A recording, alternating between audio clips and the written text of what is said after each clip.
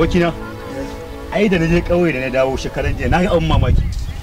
Ba karamin so ba nake karba ba wallahi na sha wala wai ni yarinya na za ta kalla wai ta ga cewa agola ha ba dai ai ta ce wace yarinya ce wannan bai na bace ke ga ma wace yarinya ce dai barka wannan yarinya wai yanzu mutune ta gaba da wuto wani minti ɗaya yanzu za ta fito da ina ganin ai tana gagganawa ne ka zai da raina yake a bace na musan ta fito ta abin ne abin nan kar ka damu ban minti ɗaya yanzu ka kira mun ne ba ni ba da alaƙoi da wani ga tana dan shiryawa ne ai Allah ya sa in ganta yadda ka saba ga yawo ba a ganta ai karka damu ai ka sani ai za na ban baka sai fara ta kare wa la saka ba la tuba kace ba ka baka sai fara ta kare ta fito yanzu za ta zo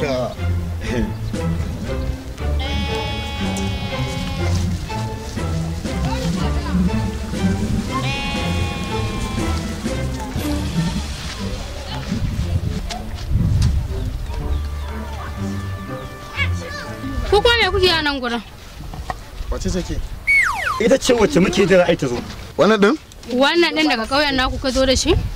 Ke kalle ni da kyau, ni ba dan talaka bai dan babba ne ni. Abu da sumar buwa. Daga masa kafa muka yi ya wuce. Dan gote daga masa kafa muka yi ya wuce.